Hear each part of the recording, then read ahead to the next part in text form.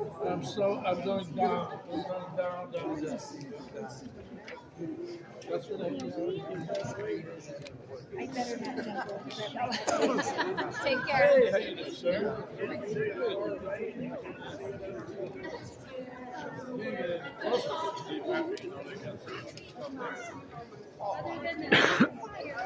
Other than what? The fire. The fire. The streets are Bye. See you later.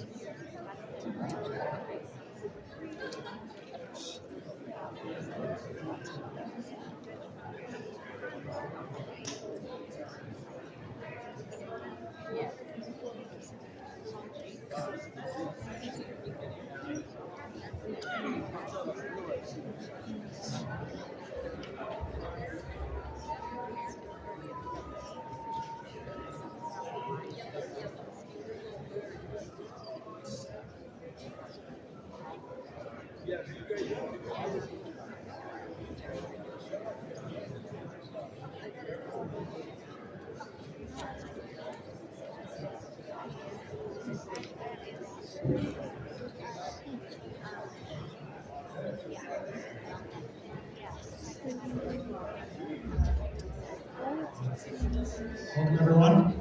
We're going to get started in a few minutes. I invite people to come a little closer if you're having a hard time hearing. And there's also captioning over here on the screen.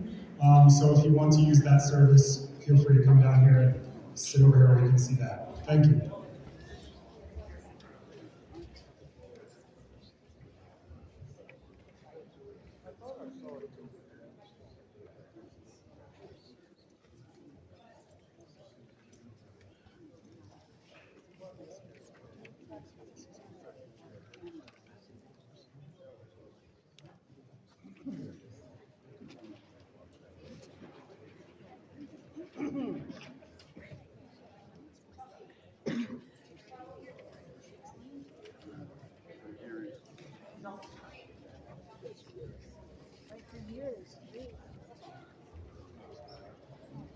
Pile up over here. Thank you. They went and sat over there. Okay. Well, thank you.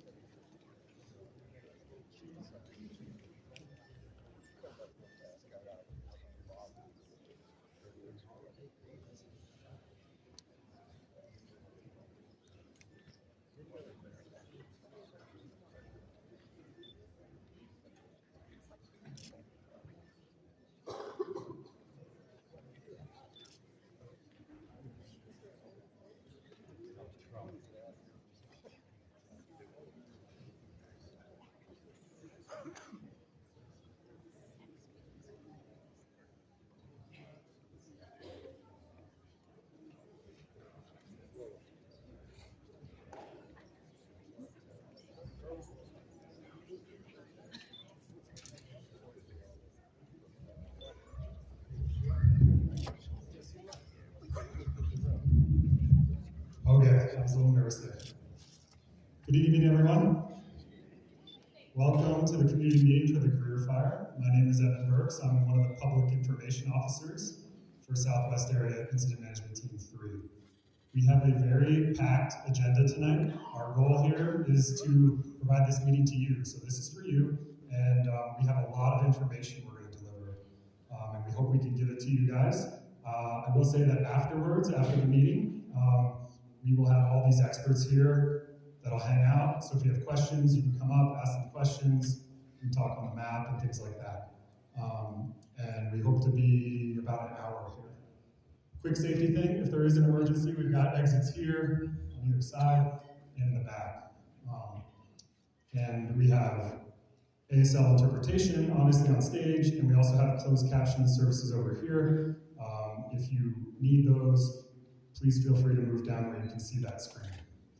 Okay, I'm gonna get right into it. Just wanna give you guys a quick rundown on the stats.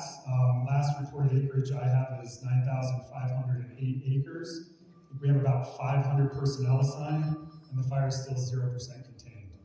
We're gonna get right into it with an operations update from Mike Wallace, one of our operations section chiefs, and he's gonna tell you what's been going on the fire. Thanks, Evan.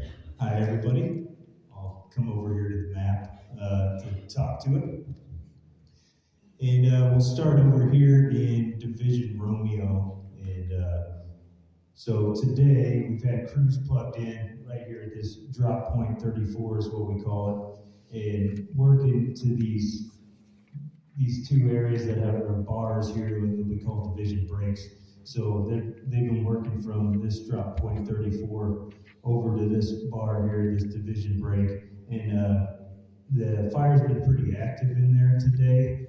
We haven't been able to put any crews or anything in there to go direct on the fire, but what they have been doing is piecing some plans together to take it back over to this Wonderland community where we have fairly secure line in here. We haven't completely solidified this piece on the east side of the Wonderland community, but everything just east of it, going west, going into Division Alpha, into Greer, feeling really good. We've had crews in there all day. There is some smoke in there and whatnot, but no real concerns. Just making sure that fire staying in its place and not impacting any of the structures or community in there. So working up past through here through Greer, working into Division Charlie. So right now, all day today, we've been trying to go direct in this area that's south of 260 to the fire's edge, right around this South Fork community, down to Hall Creek, Benny Creek, Fish Creek area. We haven't had a lot of success going direct in there today, so what we're doing today, starting, we're going to take it from this County Road 4124, this drop point 21 right here, and we're going to take it back, going from drop point 21 back to the west, and then bring it back down into Benny Creek, where we're looking to tie it in there, where we've had some good black in there already, where we're not too concerned with the fire coming out of there. That's probably going to take a day to a day and a half to complete. We're going to start it tonight, do night operations with it, we'll continue it into the next day, and then if we can't finish it during that day, we'll continue it into the next night. Over here in Division Foxtrot, we've had a lot of good success in here today. We were able to secure a lot of this line right here, coming down off of the 261 where it meets with the 260 down to this drop point 30. And we were able to take fire from this drop point 30 out to this end holding here. I forget what it is, but it's off of the Udall Road, for those of you guys know the area. And we were able to take that and secure it.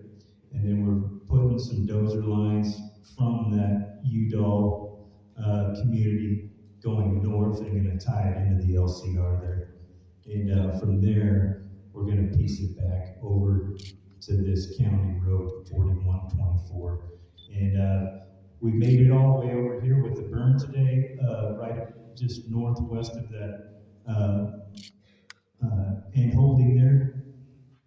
And then we're hanging it up there, finish those dozer lines, and then we'll continue looking at burning and going direct the next couple days back to that drop point 21, County Road 4124. Over here in Division Mike, we started off the day going direct, and we've had some slop overs here off of this 261, and they've been trying to pick those up all day. We've had success where we've grabbed them and secured them, and then the winds picked up and caused more. And right now they got about a 20 to 30 acre slop right now that they're dealing with. We're really confident we're going to pick that up tonight and tie it back into the 261. And once we get that tied in, we'll be patrolling and monitoring that until we feel that we can start letting crews and resources leave that area to start focusing more down on this Division Romeo area. And that's my update. And I'll stick around for any questions afterwards. Thank you. Thanks, Mike. Good evening, Eric Johnson. I'm the fire behavior analyst for the incident management team. Doing that, I forecast what the fire is going to do each day. So for that day, brief the crews, and then what it's going to do for the following day so that we can come up with a good plan based on that. In doing that, a lot of that is really reliant upon weather. So I have an incident meteorologist from the National Weather Service that's driving from Flagstaff right now. They should be showing up in town here in the next half hour. So I'll talk to you a little bit about the weather, what we expect for the next several days, what he told me, and then I'll talk about the implications of that to this fire. So right now, it's May. It means it's dry, it means it's going to be windy each day. You're going to have those kind of west, southwest winds every single day. And really what changes day to day is how strong those winds are. So today and tomorrow, we're going to be in a bit of a lull. Now you heard from Mike that it's still pretty darn windy out there and it's causing problems for them. And so that means that we're in that kind of 10 to 15 mile an hour winds out of the west with gusts to about 25. We had gusts up to a little bit over 30 at the windiest part of today. And that's problematic because it throws spot fires and carries those embers in the wind out in front of the fire and starts new fires that the firefighters then need to respond to. As it gets much windier than that, as we had a few days ago, that keeps the helicopters from being effective. They can't really fly when it's that windy, as well as it takes air tankers, takes the scoopers out of the mix as well. So today and tomorrow, we're in that kind of more moderate conditions, 10 to 15 miles an hour gust to 25, 30, something like that. At night, the winds are going to slack off tonight and tomorrow. We're going to get a little bit of recovery, meaning the air is going to get a little bit more moist, and that'll help. So the nighttime is where we're really having good success out there, nighttime and mornings, and then the afternoons are when we have to try to play catch up.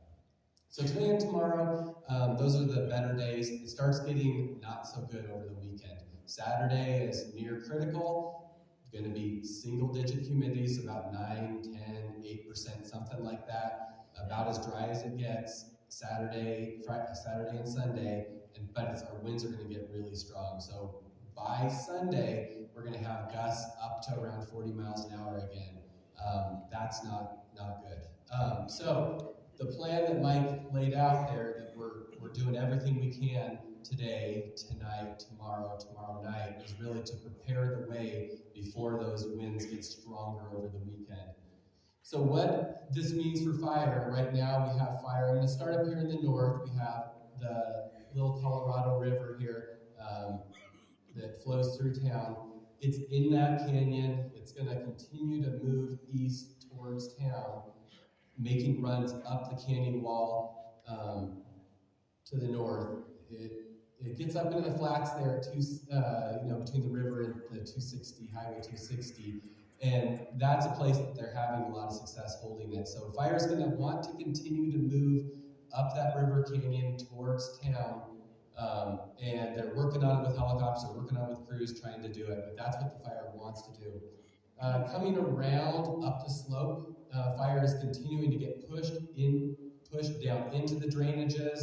It backs down in, and then when it comes up the other side, it catches the wind and makes runs right up to the ridge top with longer flame lengths, starts torching out the trees and throws embers out in front of itself into the next drainage. And it's just continuing to do that as it moves east.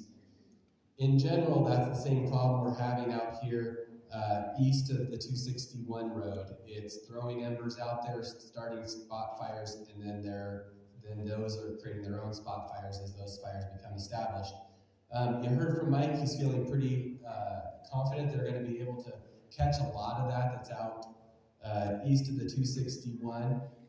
So the plan is to do that. If that's not successful, there's not a lot of great options directly out in front. It's going to come towards Waters Canyon. Water Canyon is a place that could potentially be successful at holding the fire. But it's just there's not lots of good options. That's why they're so trying to get it right there. They're putting all that effort into it. And you heard what I said about this weekend. It's going to get just that much windier. Coming around to the north side of the fire really wants to go east and north. So it's still burning out here on the south side. It's backing actively down the slope, but it's not, don't expect it to with the weather. It's not aligned with the winds or the slope. So it's not going to make major runs any other direction other than out to the north and the east. That's where it wants to go. Coming around to the west side, that fire is parked and don't really expect it to move. It's in a good place where the roads and the fire lines are. So it just probably won't ever move west. But south, it'll continue to move somewhat, and what it really wants to do is north and east.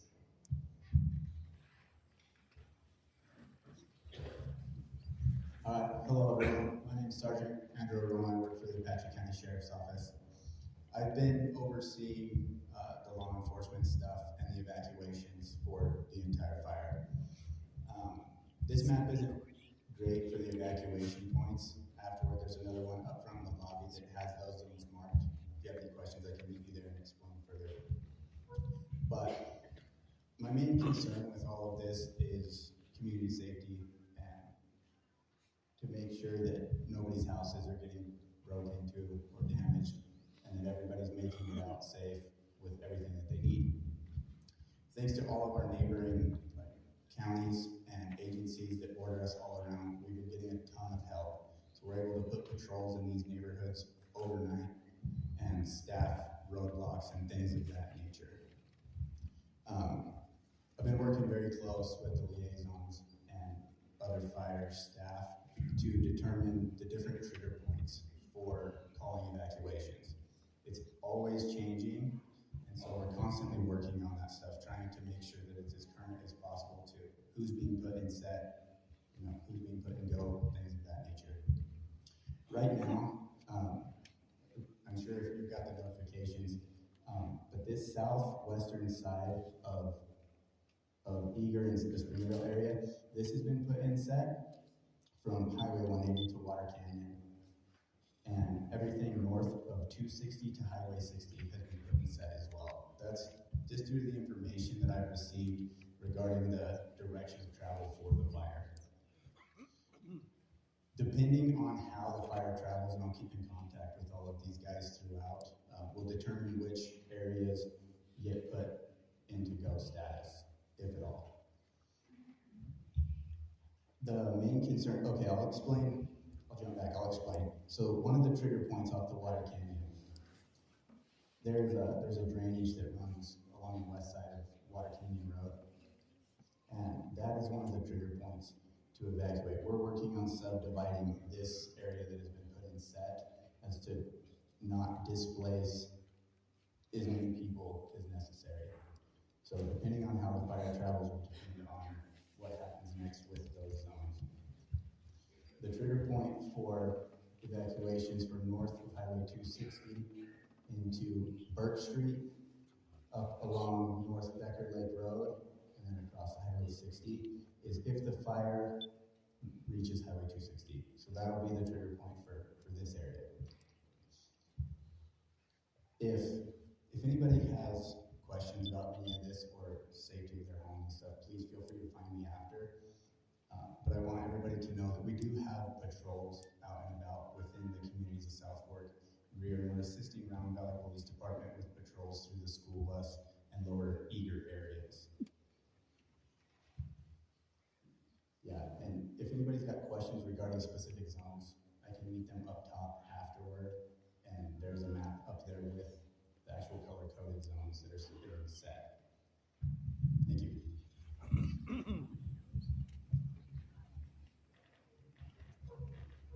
Awesome, thank you, Sergeant Arona. My name's Haley Nickel. I work for Apache County Emergency Management. I wish I could see you guys. This is my home community. I live here in Round Valley. Heather, she'll speak next. Heather and I, we live here in Round Valley. We're actually evacuated from our homes right now. But we're here for you guys. We're here to serve this community that we love so much. Our week started off a little rocky on Tuesday. We were headed to Shogo for a meeting and got to the sunrise turnoff and had to turn around. We quickly came back and got our computers. We sent an evacuation notice to residents of Greer in the passenger seat of an SUV on the way to Greer. We get to Greer and we're boots on the ground, running, knocking doors, flagging down cars, turning them around. We are so passionate about helping out this community. We are working alongside Apache County Sheriff's Office at this time, working on these evacuations. So all those notifications that you guys are getting, if you're getting them, they're coming from our office. We are here to really preach Ready, Set, Go. Out in the lobby, we have some Ready, Set, Go door hangers. Please take one. Heather's going to talk a little bit more about that next. Here in emergency management, the resources that we are set up in a mobile command trailer out on the rodeo grounds, working out of there. We have our command trailer, we have side-by-sides, we have Starlinks that sit in our car and go where our cars go. We have light plants, electronic message boards, we have personnel galore to include not only our own staff, but we've been able to partner with our probation department. They're located over at the Springerville Annex building. They are taking in donations. We have 4 probation employees there. So we're grateful for their partnership. We're grateful for the partnership of Apache County District 3 Roads and also Supervisor Nelson Davis, as this operation would not be possible without them and their support. We we do have 2 shelters open for people who are displaced from their home. One shelter is located in St. John's at the Bug. What is the Bug? The big ugly building. It's out at the fairgrounds. If you need the address for that, find me after. Our second one, our second shelter that we have is located in Alpine. Our Alpine Fire Department has been kind enough to work with the community to get that shelter up and going alongside the Red Cross, just like our shelter in St. John's is. If you need that address, please come and see me as well after. One last thing I want to mention is earlier this week, I don't know if you guys heard, we had entered stage 2 fire restrictions. That's not just the unincorporated areas of Apache County, but that's also our town of Eager and town of Springerville as well. So no more charcoal, no more wood fires, no briquettes. We're sticking to propane mostly. I can send anyone the information, more specifics on that, on what stage 2 entails. We are just doing everything that we can to protect this community and keep things like this from happening in the future. And that's all I have. I'll turn it over to Heather. Thank you, Haley. I'm just going to go over the 3 different phases of Ready, Set, Go. Everybody should always be in Ready. Ready is beware of hazards that threaten your community, create a defensible space around your home, build an emergency go kit with enough food and water for 72 hours. Things you should have in your kit are non-perishable food, water, prescription medications, personal hygiene items, flashlights, cash, important paperwork, and a cell phone charger, and remember the items for your animals as well. Set, which is where a lot of the people in our community are right now. You need to be paying attention to the news or a vetted information source. You could consider relocating your family before the actual go notice is out, because I know a lot of people are worried. That gives you time to make plans for your animals and other things that you may have to leave behind. Once you're in go or evacuation status, that means there's a danger in your area and you need to take your emergency kit and go. You need to get out of the area and do not go back. If you have an emergency situation and you have to go back, contact your local law enforcement agency and they will escort you back, but that is on a case-by-case basis. I know that is a big problem we're having right now is people are trying to go back into those areas that have been evacuated. It's not just for your safety, but when we have to have people go back in and look for you, it's their safety that's at risk as well. So I just wanted to make sure that everybody knew once you leave, you need to stay out of that area. And if anybody has any questions about the 3 phases, you can come up here after the meeting and we can answer any questions. Oh, and our QR codes are on each side. And if you scan the QR code, it will lead you to our RAVE system, which is our emergency notification system. And if you sign up, you can receive all of our emergency notification system or emergency notifications, and then you'll be up to date with the most accurate information. Oh, we have representatives from the hospital with us as well, and if you have any questions afterwards, they'll be up here and they can answer questions as well.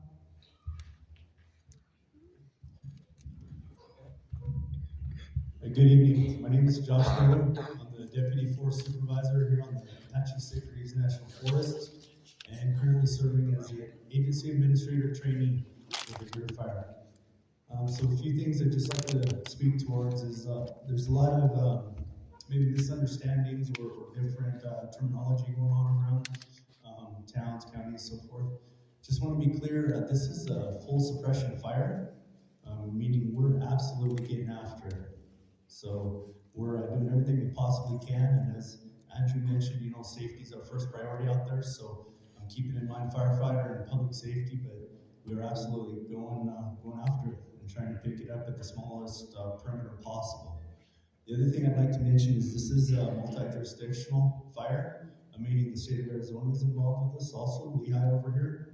And so we share that unified command, and we have a really good working relationship with the state and other agencies, so that really helps on times like this. We come together on the table at the same time, we help share that decision space and make good decisions. So I don't have a whole lot more than that, but we are here for you, and please continue to reach out with any questions or concerns you have. Thanks. Hey, good evening all. My name's Lehigh Vizcaíno. I work for the Department of Forestry and Fire Management. I am the division chief for the fire management officer for the state in District 2. And basically what that is Navajo County and Apache County. And I've got a little chunk there in Coconino. And so basically I'm just going to give you kind of what we do, and I'm going to talk a little bit about what it means to be a part of the fire service. So I've been doing this for about 30 years. I worked down in the District 3 for many years, down in the Tucson area. And I've dealt with a lot of fire down there, but not those are mostly grass fire, desert fires, and they're fast moving. And this was just like a desert fire. And basically those winds are something else.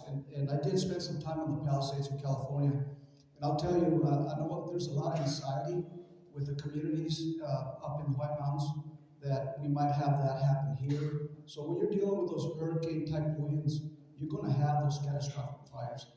And we're not quite there.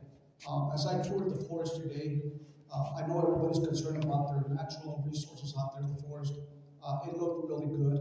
Nothing's being nuked out, as they call it. Nothing's being really devastating. Everything looked good. A lot of that is just kind of cleaning that forest floor. So it's a very healthy environment in my eyes for what's going on out there with the fire. It's very impressive because the smoke is impressive, but at the same time, it's actually doing some good. The only problem that we have is that it is encroaching into the communities, and that's where the concern is. And that's when Josh is talking about full suppression. Yeah, we totally agree with that. So I'll tell you, part of my responsibility on the fire is kind of the state representative.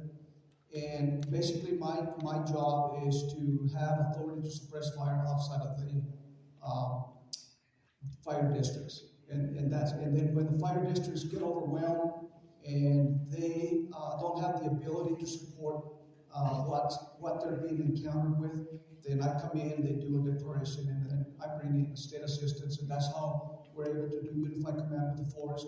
I can bring forest to help us out, some of their locals, some of their knowledgeable and expert people to come and help with that service, and that's kind of how it works. The other piece of that is the fire departments also have what they call a mutual aid. And this mutual aid is part of the fire service across the state. And so every fire department across the state has a mutual aid agreement. So when you guys see these big trucks running around, and it's a Phoenix truck, or it's an Avondale truck, or it's a Tucson truck, what they're doing here is they're backfilling while the firefighters that are local are out there engaged in the fire, protecting the community. These folks come in, they get in place, and they're the ones covering the back door for the community. They're the ones that are in here that are responding to the medical, responding to other fires, responding to structure fires in the community. That's what they're doing. So that's why you see these folks. So if you see them out there at bashes or at a restaurant or kind of hanging out, that's what they're supposed to be doing. They're supposed to be there. They're supposed to be available to respond, to protect the community within, to help that fire department that's out there on the hill fighting the fire. That's what they're doing. So that's that piece of it. And so when I come in, I came into Greer that afternoon, and I did see Corona. I saw him out there. There was a bunch of law enforcement out there that were all parked on the side of the road. And when I pulled up, and they're kind of waiting to see and they just lit their trucks and went right through the smoke. So that tells you their love for their community and what they do. So I wanted to make sure I brought that up because this young man right here was there. And so this is what we need. We all come together and we all do what's in the best interest of our communities. Okay? I call myself, I came from down south, but I'm a mountain man now. So that's what I tell myself. I'm still get cold. I'm not used to it, but I do love the communities. And one thing that I will tell you, part of my leader's intent for the team coming in is I always want to protect what's in the best interest of our what we build on. And a lot of these communities are all ranching communities. That ranching infrastructure, those what we call fuel is feed for them, for the cattle growers, for all that kind of stuff. So, it's important. It's important for us to know that, and I am working hard in the best interest of all the communities out here. So if you guys have questions for me, or you guys have any specific things that you guys want me to talk about, I'll be up front here. If you guys want to hit me up and you guys got some concerns or some things and some other things that maybe I didn't touch on, then feel free to hit me up. Other than that, everybody have a good evening.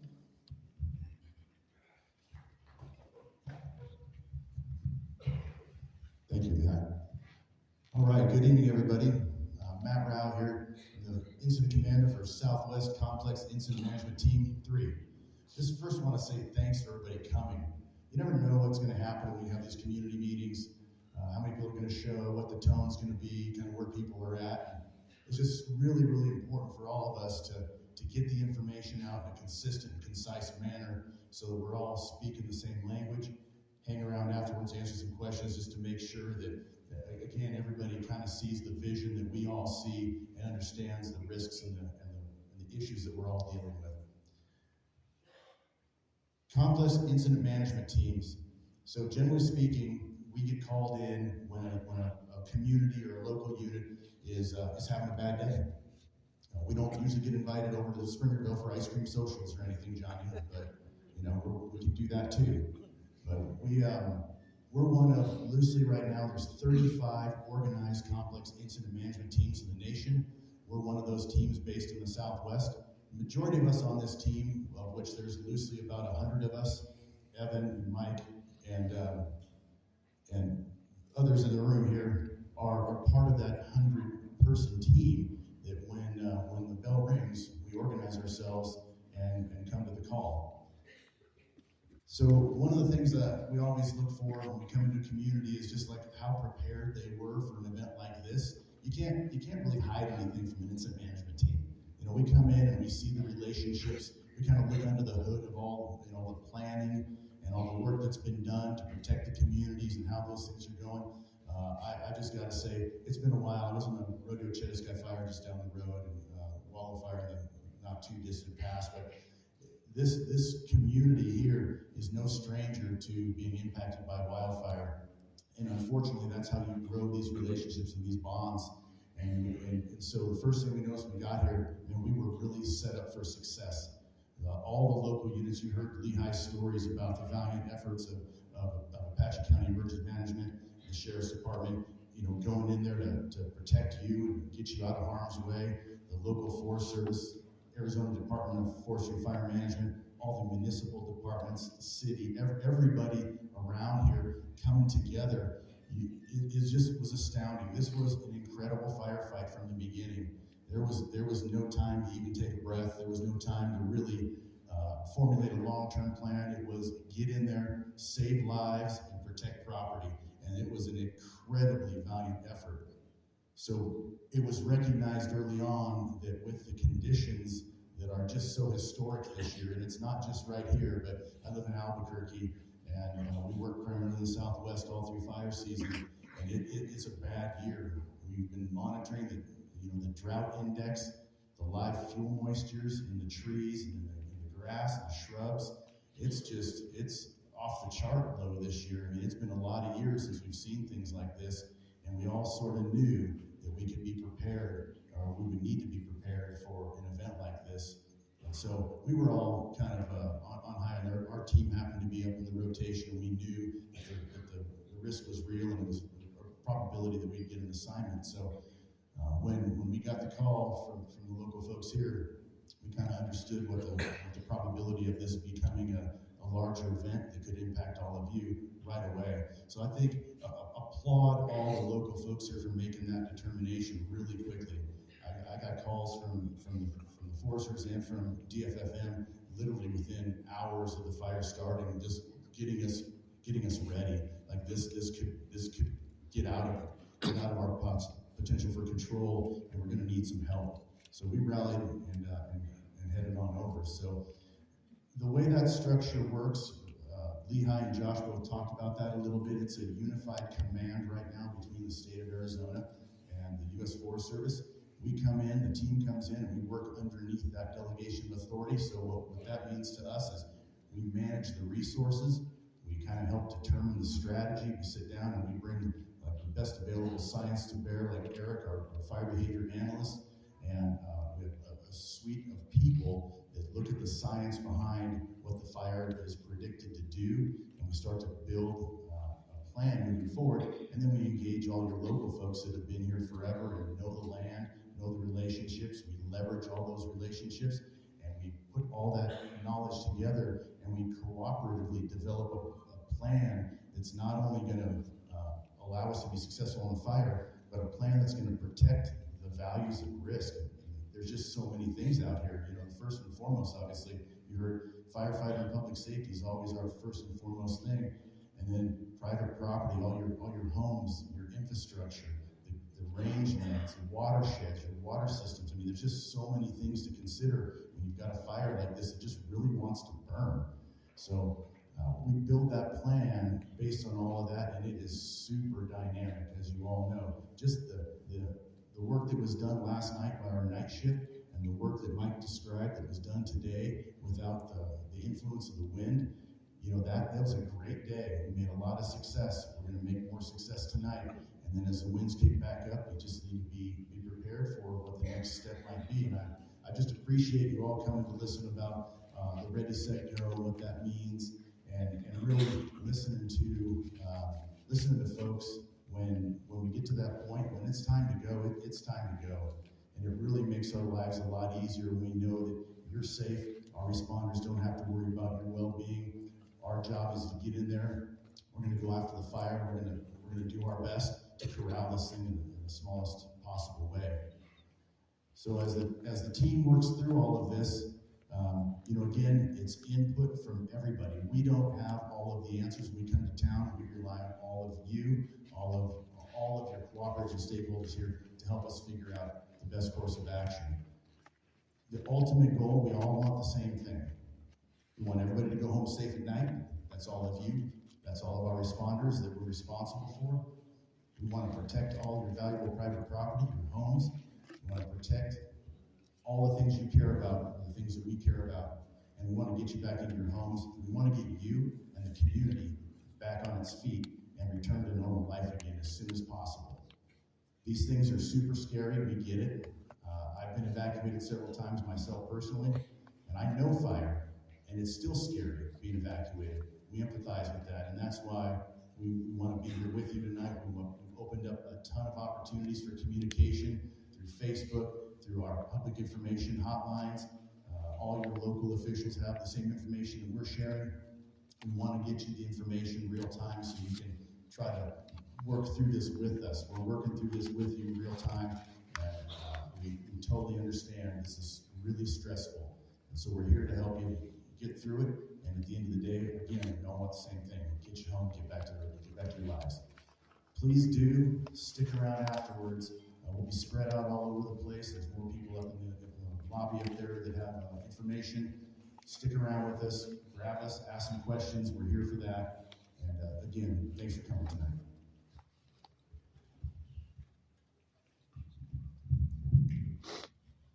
And that concludes our public meeting.